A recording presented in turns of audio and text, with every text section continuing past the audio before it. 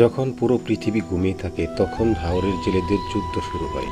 সারা রাত মাছ ধরার পর ভোরের প্রথম আলোতেই শুরু হয় মাছ বাছাইয়ের কাজ। মুহূর্তে সেই টাটকা মাছ ছুটে যায় বাজারের আড়তে। আজ আমি আপনাদের নিয়ে চলছি হাওরের বুকে, দেখব জেলেদের বাস্তব জীবন, পানিবন্দী গ্রামের সকাল আর টাটকা মাছের পুরো পথযাত্রা।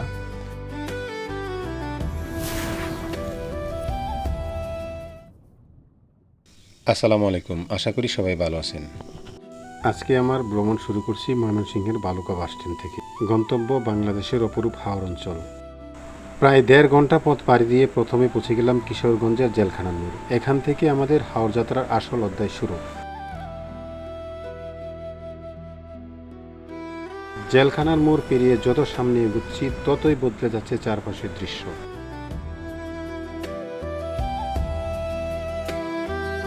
শহরের কোলাহল ধীরে ধীরে মিলিয়ে যাচ্ছে আর তার জায়গা নিচ্ছে সবুজ প্রকৃতি, খাল, বিল আর বিস্তীর্ণ জলরাশি। রাস্তার দুপাশের প্রতিটি দৃশ্য যেন প্রতিটি মুহূর্ত মনোমুগ্ধ করে তুলছে। সন্ধ্যা ঘনিয়ে আসতে আর আধা ঘন্টা বাকি। তড়িঘড়ি করে ট্রলার ঠিক করে নিলাম। 1500 টাকায় 8 জন। এই পথ শুধু একটি গন্তব্যে পৌঁছানোর নয়, বরং হাওরের মানুষ, তাদের জীবন, তাদের সংগ্রাম আর প্রকৃতির সঙ্গে মিশে থাকা এক অনন্য গল্পের শুরু। তাই আজকের পুরো যাত্রায় শেষ পর্যন্ত আমাদের সঙ্গে থাকুন। সামনে আপনাদের জন্য অপেক্ষা করছে আরও অনেক সুন্দর দৃশ্য। বুরের মাছের আড়ত, জেলেদের কর্মব্যস্ত জীবন, হাওরের একেবারে বাস্তব রূপ।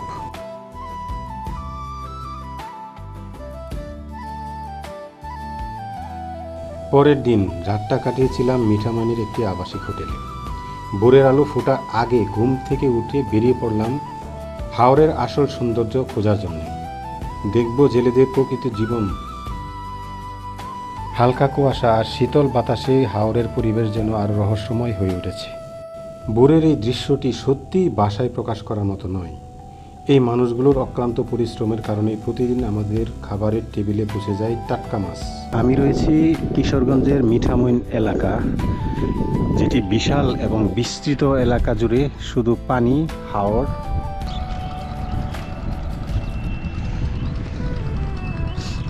জেলে বাইরা হাড়ভাঙা কঠোর পরিশ্রমে এইভাবে মাছ ধরে থাকে। দেখেন, রোদ, বৃষ্টি, ঝড়, জলোচ্ছ্বাস সব কিছু উপেক্ষা করে তারা এইভাবে মাছ ধরে থাকে। হাওরের ভোর হওয়া মানে এক অন্যরকম বাস্তবতা। সারা রাত মাছ ধরার কাজে কর্মব্যস্ত থাকার পর সকালে যখন জেলেরা ঘাটে ভিড়ে মাছ বোঝায় নৌকা, তখন তাদের আনন্দের সীমা থাকে না। কারণ কি জানেন, প্রতিটা জেলের উপার্জিত টাকা ব্যয় হয় তাদের পরিবার পরিজনদের পিছনে।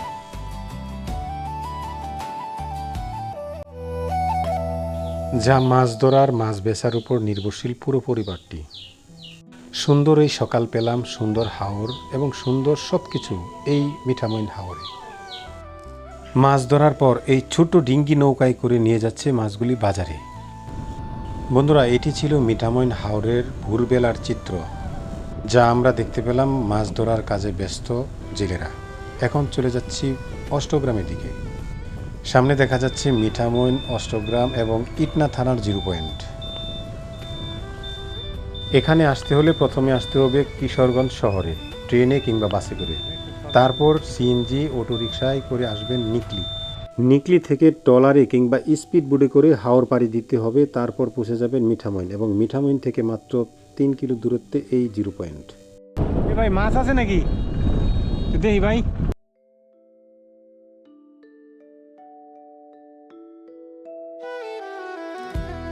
বন্ধুরা, দেখতে পেলেন হাওর থেকে তাজা মাছ ধরে নিয়ে আসছে এক লোক। আমরা এখন মিঠামইন থেকে অষ্টগ্রামের দিকে যাচ্ছি। সারা রাত কঠোর পরিশ্রম শেষে জেলেরা মাছ বাছাইয়ের কাজ করছে, এখানে দেখা যাচ্ছে।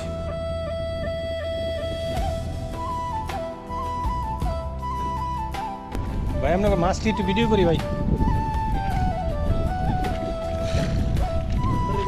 না না না, আমরা করতে না ভাই, আসছি আপনার এলাকায় তো।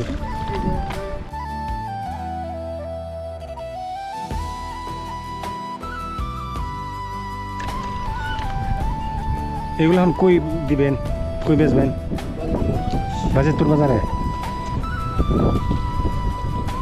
সারা রাত আজকে রাত্রের মাছ না?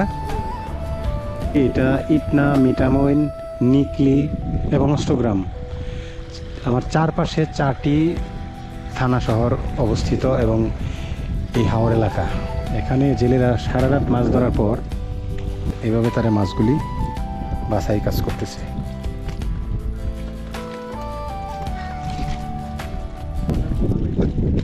কি মাছ কেউ নাম করে এলাকায় রাগা মাছ, রাগা রাগা আমরা খাই, আমরা খাই ভাই। আমরা আরো আগে মানে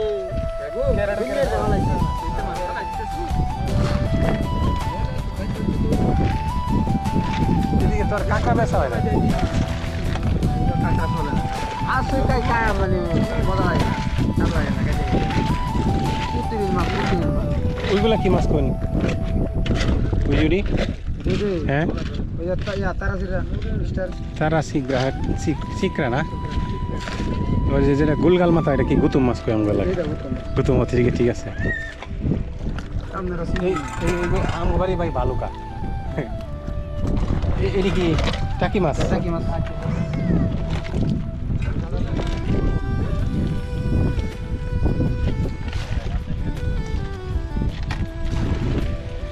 বন্ধুরা দেখতেই পাচ্ছেন যে সারা রাত কঠোর পরিশ্রমে আমাদের এই মাঝি ভাইয়েরা মাছ সংগ্রহ করে এই অষ্টগ্রাম এবং মিঠামইন যে রাস্তা, যে ভাইরাল রাস্তাটি, সেই রাস্তার পাশে এরকম কিনারে তারা মাছ বাছাই কাজ করতেছে। মোটামুটি ভালোই মাছ পেয়েছে আলহামদুলিল্লাহ। কাঁকড়াগুলি কিলবিল করে ছুটে চলছে এবং দেখতে পাচ্ছেন যে একটি, এটা মাগুর মাছ না ভাই? মাগুর মাছ।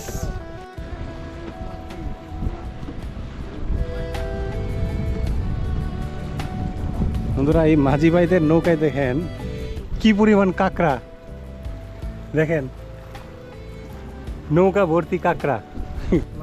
মাছ তো যে বাজান আছে ঘুরা মাছ আঙ্গুতে সেজন্য খাই। এটা ভাগাভাগি করতেছেন বিভিন্ন দামে না? বিভিন্ন দাম। এটা কতগুলো কেজি? এটা 700 টাকা কেজি। তাহলে এইটা পাওয়া যাবে আমাদের এলাকায় 1000 বা 900 এরকম লাগে। দামি তো, এই মাছটার দাম বেশি তো, বরফ দেওয়া। এই মাছ পাইলে আমরা আমাদের এলাকায় 1200 টাকা ব্যবস্থা করতেন।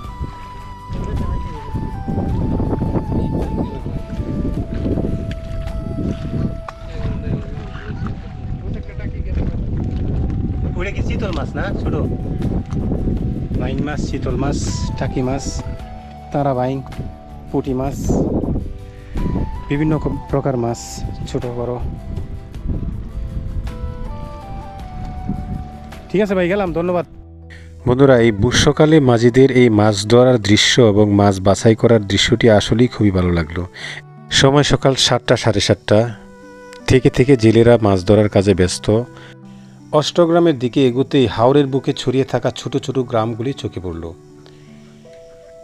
বন্ধুরা বর্ষাকালে হাওরের পানি এতটাই বিস্তৃত থাকে যে গ্রামগুলি দেখা যাচ্ছে, সেই গ্রামগুলি মনে হয় যে ভেসে বেড়াচ্ছে। এটাই হাওরের সুন্দর দৃশ্য এবং বাস্তবতা। দেখতেই পাচ্ছেন যে দূরে গ্রাম দেখা যাচ্ছে, যেখানে যাতায়াতের জন্য নৌকার বিকল্প নেই।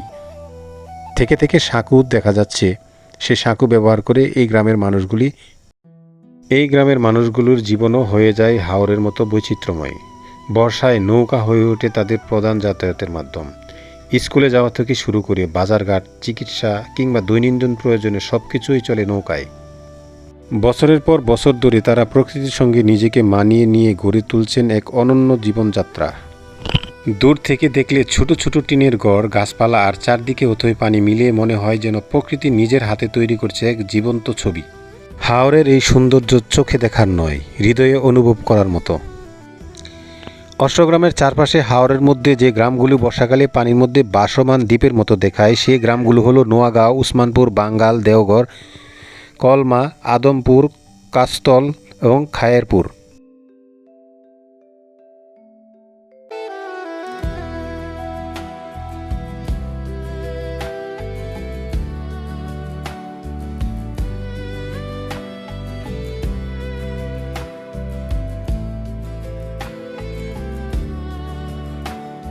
হাওরের বুকে বেশি থাকা এই গ্রামগুলি সত্যিই অসাধারণ। দেখতেই পাচ্ছেন যে দূরে অবস্থিত গ্রাম, চারিদিকে পানি, যাতায়াতের মাধ্যম একমাত্র ওই সাঁকো, তাছাড়া নৌকা। রাস্তার মধ্যে রেখে দিয়েছে তাদের দৈনন্দিন ট্রাক্টর, ইজি বাইক সহ বিভিন্ন যানবাহনগুলি। মিঠামইন থেকে অষ্টগ্রাম যাওয়ার পথে যে ছবিযুক্ত সাইনবোর্ডটি দেখি, এটার ইতিহাস জানেন?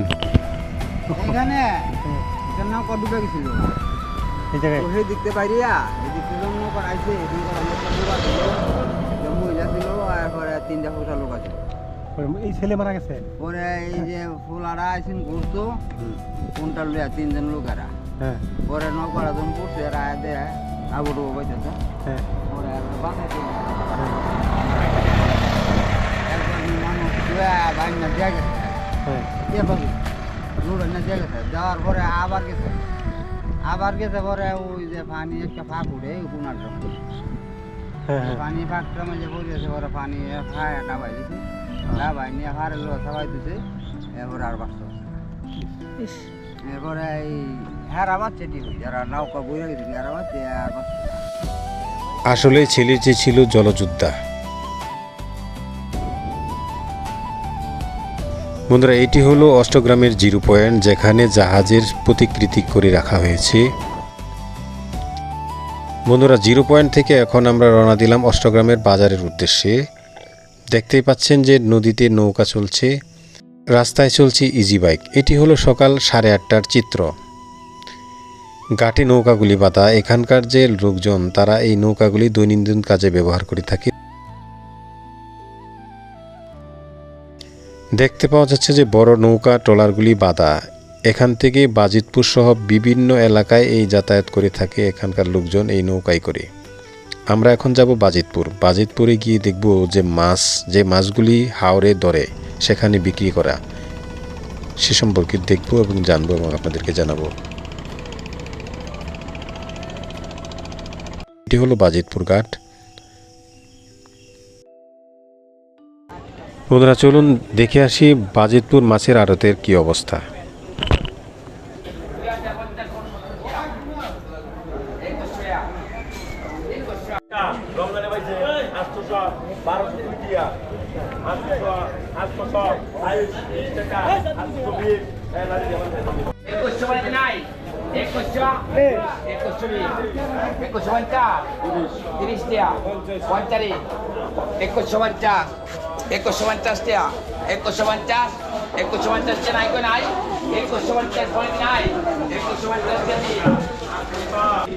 বন্ধুরা, আমরা হাওর দেখলাম, এখন হাওরের মাছ দিয়ে খাবো না তা কি হয়?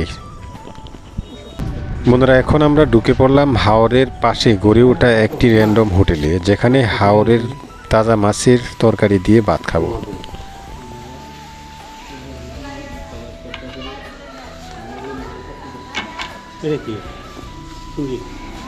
আমরা হাওরের বাইং মাছ এবং ছোট মাছের তরকারি দিয়ে ভাত খাওয়ার পর এখন রওনা দিলাম মিঠামইনের উদ্দেশ্যে। সেখান থেকে ট্রলারে করে আমরা চলে যাব কিশোরগঞ্জের করিমগঞ্জের চামড়াঘাট।